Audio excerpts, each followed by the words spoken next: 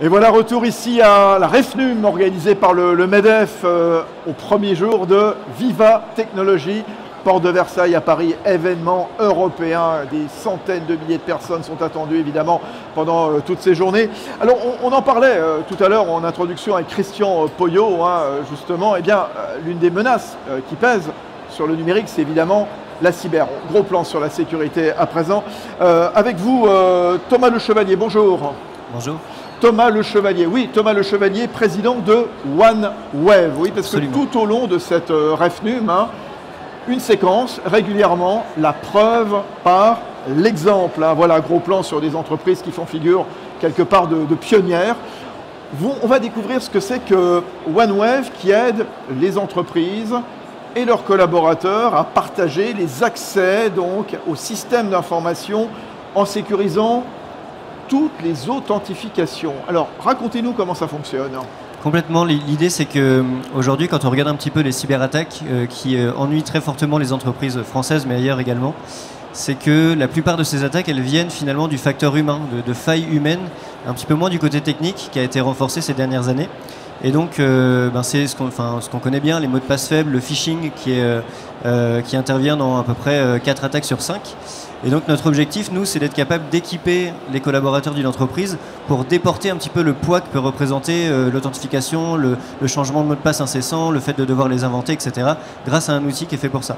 Alors montrez-nous ce que vous avez dans la main. Qu'est-ce que c'est ce qui ressemble à une carte de crédit, mais ce n'est pas totalement ça, c'est une sorte de passeport numérique, passeport d'authentification. Alors qu'est-ce qu'il y a dessus? Complètement, ça ressemble beaucoup à une carte à puce normale, mais c'est un petit peu plus que ça, heureusement. C'est une carte sur laquelle il y a un petit écran, elle est connectée en Bluetooth aux devices, aux appareils sur lesquels on a besoin de se connecter tous les jours. On est en train de produire une version sur laquelle il y a un capteur biométrique aussi pour déverrouiller la carte juste avec son empreinte. Et donc c'est cette carte-là qui va finalement remplacer un petit peu notre cerveau pour retenir tous nos mots de passe, pour mettre en place le fameux second facteur qu'on connaît très bien quand on paye sur Internet, mais qui a beaucoup moins en entreprise et qui pourtant est capable de protéger très efficacement contre le phishing. Typiquement, Microsoft disait que sur leur compte, l'activation du second facteur protégeait jusqu'à 99,9% des attaques qu'ils pouvaient observer. Alors ça fonctionne comment? Donc on le remet aux collaborateurs, c'est ça? Tout à fait. Et alors qu'est-ce qu'ils en font? Vraiment, l'idée, c'est de remplacer un petit peu toutes ces authentifications par le même geste, un geste unique. Voilà, un seul geste, voilà. Complètement. Il sort sa carte au moment où il doit s'authentifier sur le CRM de l'entreprise, sur son cloud, sur son ordinateur. Il pose son empreinte sur la carte, elle se connecte en Bluetooth et va passer les secrets, quels qu'ils soient, que ce soit un mot de passe, ce code qui change toutes les 30 secondes, un certificat, le déverrouillage de sa session. Vraiment, c'est porté par la carte, transmis par Bluetooth, qui est bien sûr chiffré par-dessus la sécurité native du Bluetooth. Et vraiment, tous les secrets c'est pour ça que le format carte à puce est intéressant, sur un élément de sécurité matérielle qui est certifié au même niveau que les cartes bancaires, que les passeports, qui est sous la petite puce là justement, et qui protège ses secrets. Si je me fais voler la carte à puce ou mon passeport numérique, je me la fais voler, qu'est-ce qui se passe? C'est une très bonne question, c'est un petit peu le double tranchant de la sécurité matérielle. Déjà la carte est verrouillée par l'empreinte ou par le code PIN de la OneWave, donc elle ne peut pas être utilisée si elle est trouvée par quelqu'un. Pour percer les secrets d'un secure élément, il faut vraiment avoir beaucoup de ressources et c'est un petit peu pour ça qu'on les utilise tous les jours pour le bancaire, le transport, etc. Par contre, si je veux récupérer tous mes secrets, on va me donner une nouvelle OneWave et en fait on est capable de restaurer des sauvegardes chiffrées qui vont être remontées vers l'interface d'administration gérée par la DSI et stockées du coup du côté des serveurs de l'entreprise qui sont finalement le deuxième environnement de confiance qu'on peut avoir. Et donc la personne, un petit peu comme elle restaurait un iPhone quand elle en achète un nouveau, restaure la base de données des secrets et donc a accès à nouveau à l'ensemble de ses mots de passe, etc. Ouais. Votre constat du début, c'est clair, le collaborateur, même s'il est très sympathique, même s'il est très impliqué dans la boîte, c'est le maillon faible, nécessairement. C'est ça, en fait, le problème, c'est qu'on est tous faillibles. On n'est pas très bons on n'est pas des super calculateurs, on n'est pas bon pour retenir des centaines de mots de passe qui sont aléatoires, 20 caractères. En général, on a un mot de passe qui va être le nom du fiston avec la date d'anniversaire derrière, c'est exactement ça. Et donc l'idée, c'est justement que les bonnes pratiques de cybersécurité, ça ressemble beaucoup plus à un mot de passe complexe de 20 caractères aléatoires qui est assez terrible à créer en général. Donc on va le générer plutôt aléatoirement et des mots de passe qui sont uniques pour chaque service. Et on ne peut pas faire ça avec notre petit cerveau. Donc vraiment l'idée, c'est que on prenne ce poids mental finalement, parce que les épaules des collaborateurs, elles ne sont pas adaptées à faire ce genre de choses. De la même manière qu'on donne un ordinateur à une personne quand elle doit être productive, un moyen de transport à un commercial qui doit se déplacer, L'idée, c'est d'équiper pour la cybersécurité parce que finalement, c'est une politique de l'entreprise qui ne doit pas interférer avec la vraie valeur que les employés, les collaborateurs d'une entreprise ont à apporter. Donc l'idée, c'est de lisser tout ça et de faire reposer ce poids-là sur quelque chose qui est adapté à faire de la cyber et à retenir tout ça. C'est-à-dire que par exemple, on peut programmer, on peut décider que le système de mot de passe change tous les 2 minutes, 3 minutes, 5 minutes, 8 jours, c'est ça. On peut tout faire finalement avec votre passeport. Ce qui est intéressant, c'est que c'est un objet donc, sécurisé à premier titre et connecté également. Donc on va pouvoir communiquer avec lui à distance.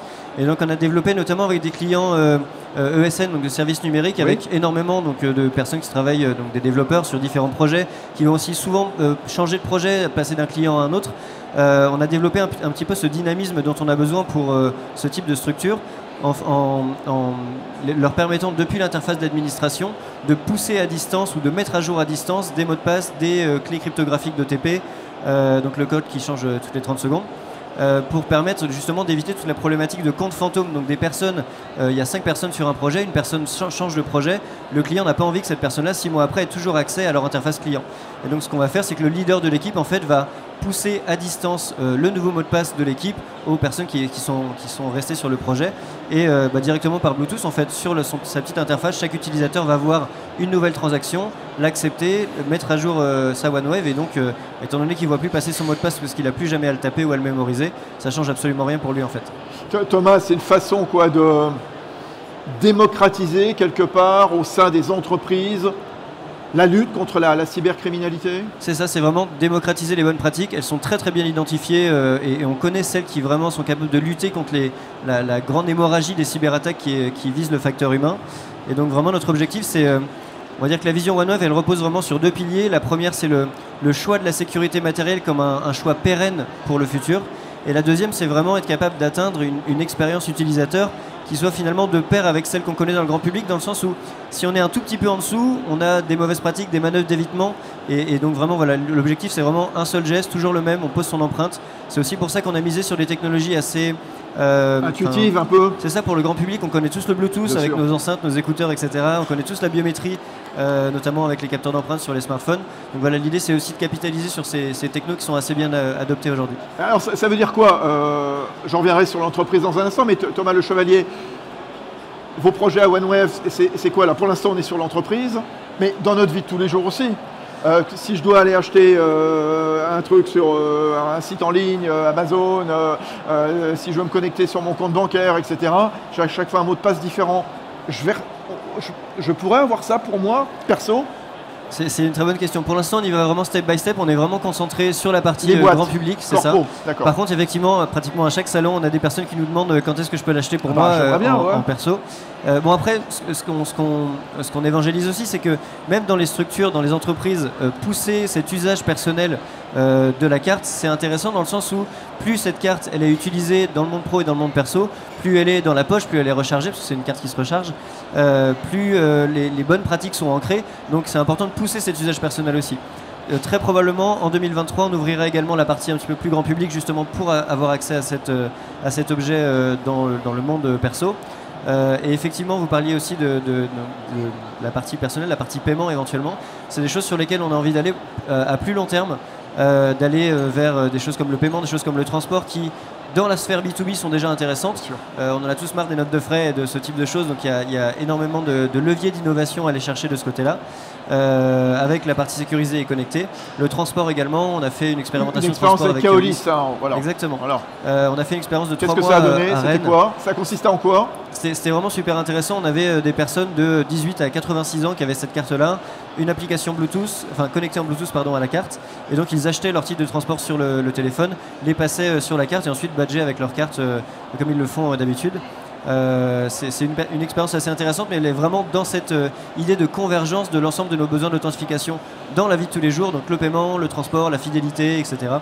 Il y a aussi des leviers assez intéressants dans le B2B2C avec les banques. Aujourd'hui, on a des cartes bientôt qui vont arriver, des cartes biométriques qui sont super intéressantes pour le paiement sans contact de plusieurs centaines d'euros. Mais elles peuvent aussi servir, ces capteurs biométriques, à justement nous authentifier sur les interfaces bancaires, typiquement, où on a encore des complexités à aller sur un smartphone, etc. Donc voilà, l'idée c'est d'aller chercher un petit peu l'ensemble des authentifications qu'on peut avoir dans ces différents mondes au fur et à mesure. Est-ce qu'à votre avis, sincèrement, on fait assez contre la cybercriminalité dans les entreprises? Est-ce qu'on a vraiment pris conscience de tout ça? Ou bon, on dit, ça ne peut pas m'arriver? Chaque entreprise est assez unique. On voit énormément d'entreprises pendant notre prospection et vraiment c'est assez différent. Les DSI, les RSSI ont énormément de travail. Ils essayent de ménager l'ensemble de ces sujets-là, que ce soit les sujets d'infrastructure, de télétravail. Le télétravail a été une grosse révolution et une grosse faille de sécurité aussi. Donc il y a vraiment ces personnes-là qui travaillent beaucoup justement à cette lutte de démocratisation du second facteur, etc. Notre but, c'est justement de les accompagner avec un outil qui est pensé un petit peu pour eux et pour leurs collaborateurs. Parce que tant qu'il n'y a pas d'acceptation humaine, il ne se passe absolument rien du tout de ce côté-là. L'ANSSI fait énormément de travail. C'est assez impressionnant. Ils produisent vraiment des contenus qui sont formidables. Des guides pour des DSI qui sont parfois perdus dans le grand panorama de la cybersécurité. Nous, on fait de l'authentification. La cyber, c'est extrêmement large. Donc, ils font vraiment un travail assez extraordinaire là-dessus et on les en remercie beaucoup. Je vais poser une question un peu provoque. Le télétravail, ça fait du mal? Ah non, mais j'adore le télétravail, hein, c'est pas ça qui est en cause, bien sûr. Mais quand un collaborateur repart chez lui ou va travailler à 300 km de la boîte avec son matériel dans son salon, etc., il n'y a pas de pare-feu, il n'y a rien du tout. Bon, ça n'a pas été terrible sur le combat contre la cybersécurité. Hein. Sur le côté sécu, ça a été assez terrible. En fait, on crée ce qu'on appelle des endpoints, donc c'est-à-dire des machines avec lesquelles on va se connecter au système d'information. Comme vous l'avez dit, en plus de l'extérieur avec des canaux différents. Les DSI et RSSI, pareil, ont bossé pour avoir des VPN, avoir des machines sécurisées, avoir des certificats. Donc clairement, ça a été compliqué à gérer parce qu'on crée des nouveaux cas d'usage, on crée des nouveaux canaux et il faut les sécuriser.